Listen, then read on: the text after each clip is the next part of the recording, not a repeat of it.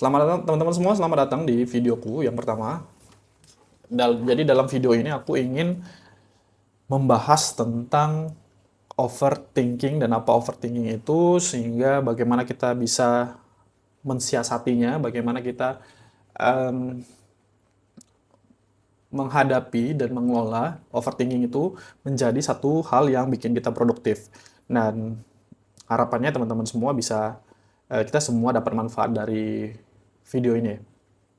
Yang pertama, apa itu overthinking ya? Overthinking itu eh apa itu overthinking?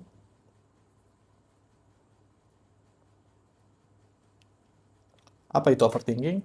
Overthinking itu adalah kondisi di mana kita eh, berpikir melebihi daripada kemampuan kita gitu ya. Jadi seperti ketakutan-ketakutan, seperti kekhawatiran-kekhawatiran yang membuat kita itu takut akan kenyataan dan takut akan masa depan, sehingga kita memilih untuk berpikir lebih ya, karena kita merasakan ketakutan-ketakutan dan kekhawatiran akan masa depan. Dan apakah overthinking itu buruk? Jawabannya bisa iya dan bisa enggak. Kalau overthinking itu jika dikelola dan kapasitasnya atau volumenya tidak terlalu banyak mendominasi cara berpikir kita, kehidupan kita, maka overthinking itu saya rasa lebih bagus ya. Tapi kalau udah sampai kita stres dan mengganggu produktivitas serta kehidupan, aku rasa itu udah nggak sehat dan itu udah nggak bagus. Dan teman-teman semua, harapannya dengan video ini, dengan aku jelasin seperti ini, kita sama-sama belajar bagaimana kita mengelola overthinking itu. Karena di zaman sekarang ini, yang kita sebagai anak muda itu lebih sering overthinking. Ya, banyak faktor yang membuat kita overthinking gitu ya, dan memperparah overthinking itu gitu. Pertama, apa yang aku ingin bahas soal overthinking yang membuat kita stres, yang membuat kita em, memiliki kekhawatiran yang berlebih ya. Jadi dalam konteks itu nih, aku disclaimer dulu. Nah, overthinking yang baik itu adalah overthinking yang sedikit, tidak terlalu banyak. Tapi kalau dia sudah overthinkingnya terlalu banyak dan mengganggu produktivitas, maka itu sudah apa ya, sudah nggak baik gitu ya. Dan ketika kita sering merasakan overthinking ini, kita harus mengelolanya biar supaya eh, stresnya itu baik, stress manajemen itu baik. Oke, pertama kita udah tahu overthinking adalah satu kondisi di mana kita berpikir lebih karena ketakutan-ketakutan dan kekhawatiran kita akan masa depan, atau kondisi dan ekspektasi tidak sesuai dengan keinginan kita gitu ya. Jadi apa yang membuat kita overthinking? Kenapa kita overthinking? Kenapa overthinking? Nah, kenapa kita overthinking? Nah, biasanya yang menyebabkan overthinking itu adalah dream, dream too big, atau ekspektasi kita terhadap kehidupan. Nah, banyak motivator, banyak ahli produktivitas yang mengatakan kalau punya dream itu baik. Ya benar, jawabannya dream itu baik. Tapi juga bisa menyebabkan yang namanya overthinking. Kita akan bahas satu-satu. Berikutnya adalah efek ekspektasi. Ekspektasi itu adalah khayalan, keinginan kita akan kehidupan atau seseorang atau suatu benda yang kita impikan. Tapi sayangnya ekspektasi ini dalam kehidupan sering tidak berbanding lurus dengan real life. Real life. Dengan kehidupan. Itu sering saya lihat jadi kayak gitu. Nah, dream too big dan ekspektasi gitu ya. Apa sih yang ketakutan-ketakutan atau kekhawatiran dari versi dream too big gitu ya. Contoh kayak gini.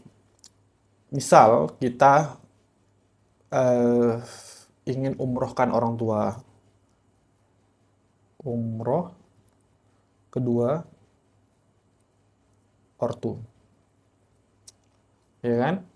Saya akan list, kita harus list ini gitu. Jadi teman-teman kalau overthinking itu biarin aja, tapi jangan lama-lama ya. Cukup setengah jam, 1 jam, 2 jam, udah paling lama segitu, tapi jangan berlebih. Nah, umroh kedua orang tua, atau misalnya ekspektasi kita freedom finansial, freedom finansial, atau misalnya lunasi hutang, atau misalnya punya bisnis, atau misalnya karir yang lebih menanjak, atau misalnya karir yang bagus, yang baik, atau menjadi apa gitu, atau menikah misalnya. Dan itu akan menjadi suatu overthinking atau FET jika kita kondisinya itu berlawanan atau tidak berbanding lurus sama keadaan kita saat ini. Nah, misalnya, artinya nih aku kasih contoh ya, aku kasih contoh itu ada umroh, ada freedom, ada lunasi hutang, punya bisnis. Dan teman-teman semua, ingin aku ingatkan bahwasanya ketika kita overthinking, kan itu semua kepala stres ya. Kita tuh semua kita pikirin. Nah, kita memiliki kapasitas emosional atau kapasitas isi kepala itu yang terbatas. Ya, jadi upayakan teman-teman semua yang terlalu tidak penting. Artinya kalau overthinking, ketakutan-ketakutan akan masa depan, kita pelihara tiap hari di kepala kita, itu nggak penting teman-teman semua. Yang penting adalah bagaimana kita menghadapi itu kan. Jadi sesuatu yang dirasa tidak penting ini, kesetresan ini tadi kita tuangkan ke dalam kertas, ya, ke dalam tulisan. Ini ada namanya terapi menulis. Dan ini yang akan kita lakukan gitu. Dan ambil satu kertas kosong, HVS, kertas putih atau note teman-teman semua. Terus teman-teman tuangkan seperti ini. Teman-teman list seperti ini gitu ya. Banyak, bebas, berapapun. Pengen bisnis, pengen punya lunasi hutang, pengen menikah, pengen punya anak, dan lain sebagainya. Itu semua harus clear. Teman-teman list misalnya. Contoh ini saya ambil ada 4. Misalnya umroh kedua orang tua. Freedom finansial, lunasi hutang, punya bisnis. Misalnya nih, umroh kedua orang tua. Ini kayaknya nggak usah punya bisnis, ini kayaknya punya penghasilan. Punya penghasilan, ya punya penghasilan berapa gitu. X. Umroh kedua orang tua. Teman-teman silahkan riset. Cari tahu berapa sih harga umroh, berapa sih biaya untuk mengumrohkan orang tua, biaya umroh untuk pergi ke Tanah Suci itu berapa misal. Katakanlah 30 juta.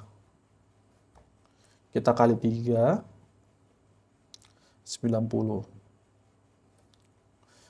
Misalnya katakanlah sama urus dokumen, paspor atau apa segala macam, transport dan lain-lain, katakanlah ini 90 juta katakanlah di 120 sampai dengan 150. Include biaya uang saku kita ke sana, uang saku orang tua kita ke sana. Dan freedom finansial ini kira-kira berapa sih teman-teman uang yang harus dibutuhkan untuk dikatakan freedom finansial? Setiap orang berbeda-beda teman-teman semua ya. Setiap orang beda-beda punya angkanya sendiri gitu. Contoh, saya menganggap ketika saya punya uang 3 miliar, maka saya sudah freedom finansial. Ya, karena saya punya strategi dan lain-lain. Nah, lunasi hutang berapa sih hutangnya? Katakanlah 300 juta. Nah, punya bisnis penghasilannya berapa? Misalnya omset 100 juta per bulan. Misalnya kayak gitu. Dan teman-teman semua, ini harus clear dalam bentuk angka. Ini harus clear dalam bentuk hitung-hitungan gitu ya. Jadi sehingga kita juga achieve goals-nya. Jadi yang awalnya ekspektasi, dream, itu menjadi goal. Jadi dream diturunkan jadi goals gitu ya. Jadi dari goals, berarti kita harus, contoh ini saya bahas yang ini. Kita mengumrohkan kedua orang tua. Sedangkan kita, kondisi saat ini,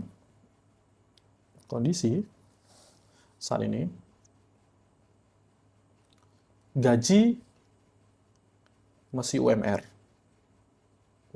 Misalnya 2 sampai 4 juta. per bulan.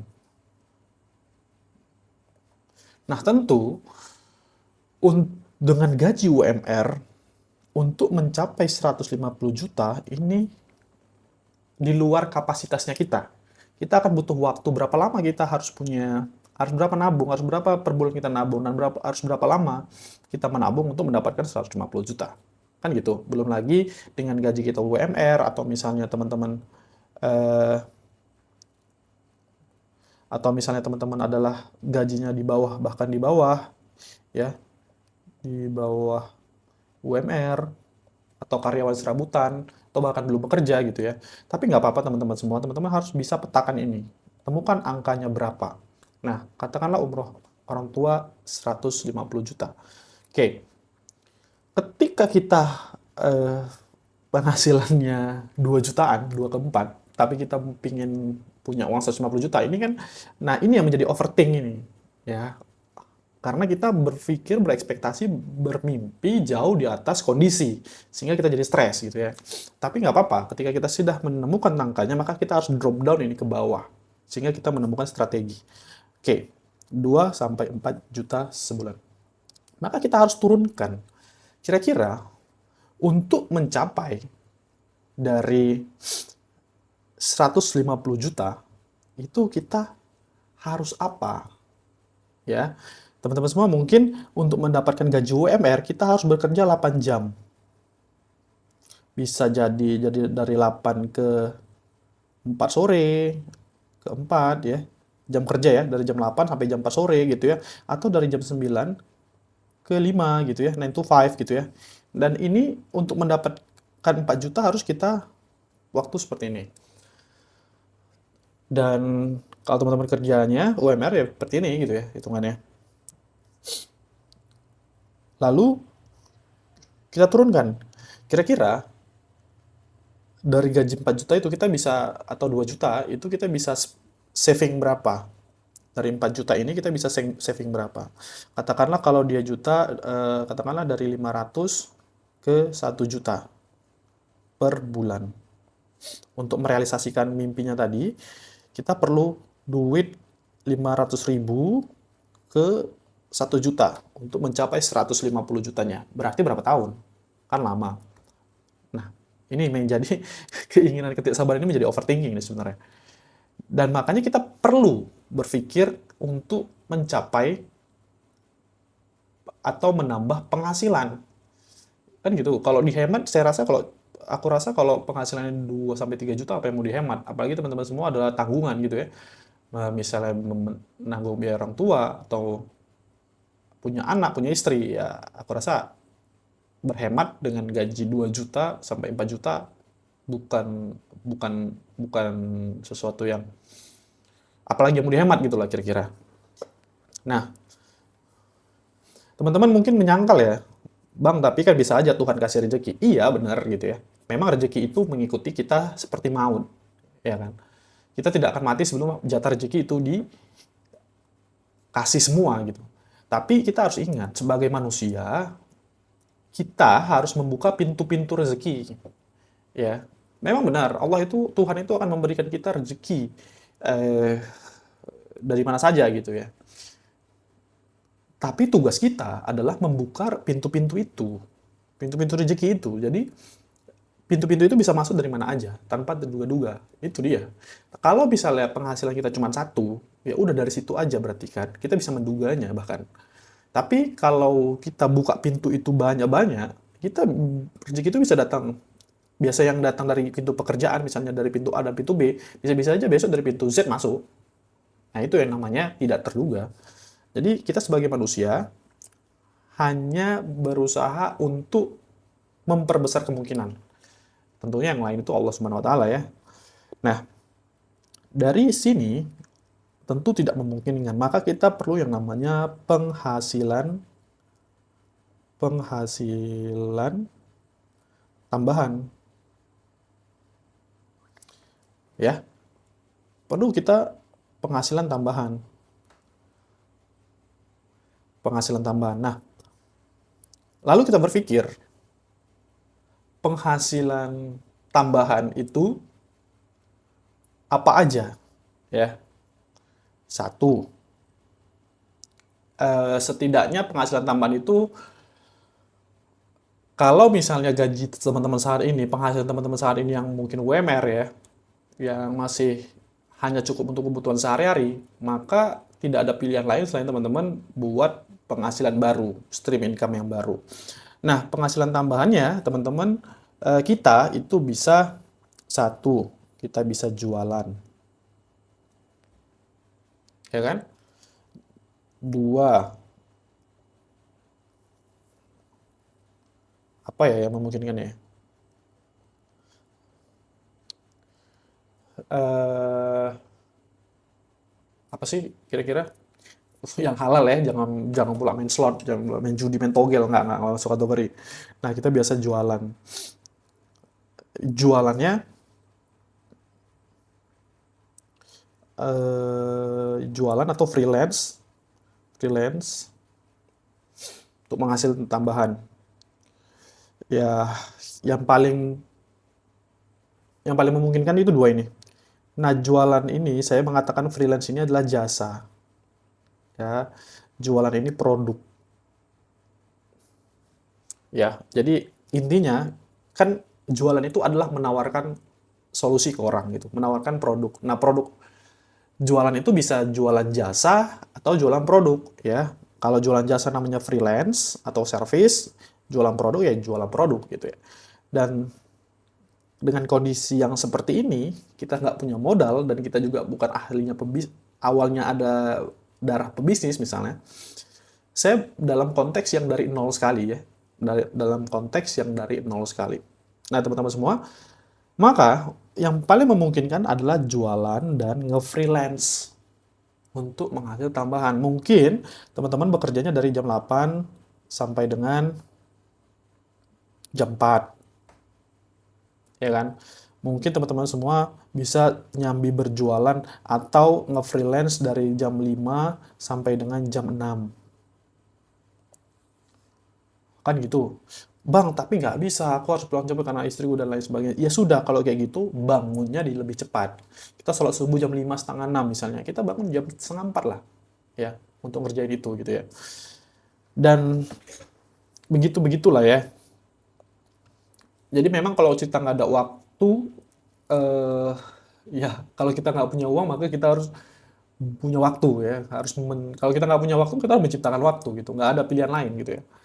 Dan gini ya, konsepnya itu kan uang itu adalah sebagai alat mempermudah. Ya, jadi kalau misalnya kita punya uang, maka akan lebih mudah. Kalau kita nggak punya uang, bukan berarti nggak bisa. Cuman usahanya harus ditingkatin karena kita nggak punya uang. Nah, teman-teman punya uang atau enggak gitu ya. Kebetulan saya enggak gitu ya. Nah, kita jualan produk atau freelance. Baik, yang paling memungkinkan adalah jualan produk. Ya, kita bisa jualan produk fisik. Kalau sekarang itu ada namanya produk digital. Ini produk bisa jualan parfum, bisa jualan apa, MLM, tapi cari MLM yang bagus.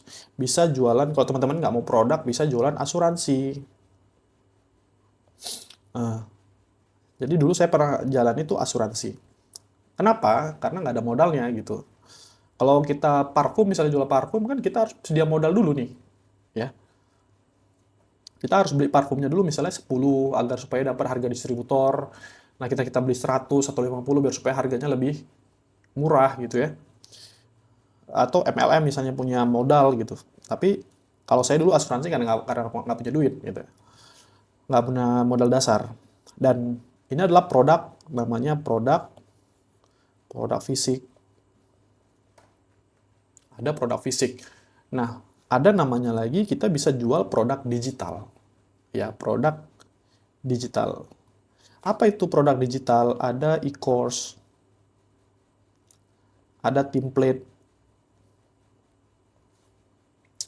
Ini bisa template web, bisa template desain, atau bisa em, apa ya? Template web, desain, atau template apalah gitu, teman-teman ya. Mungkin bisa kita tawarkan, kita jualkan. Ya, ini template order ya. Mungkin teman-teman semua pekerjaannya berkaitan dengan template. Nah, ini adalah produk digital. Oke. Itu dulu kita list ya. Jadi dari 100 juta, eh, dari kita misalnya dream-nya tadi adalah mengumrohkan, ya dream-nya terlalu besar, ada banyak, dan angkanya itu adalah 150 juta katakan, dan bagaimana kondisi saat ini, kondisi kita saat ini, dan eh, berapa yang harus kita tabung, dan bagaimana cara menghasilkan uang tambahannya tentu dari sini. Kita bisa jualan produk, kita jual bisa jasa, atau kita bisa jualan profesi atau digital. Nah, teman-teman semua, kita akan saya akan bahas di video berikutnya. Teman-teman yang ingin belajar bikin usaha, teman-teman semua bisa klik link di bawah. Dengan traktir saya kopi, saya akan berikan teman-teman roadmap.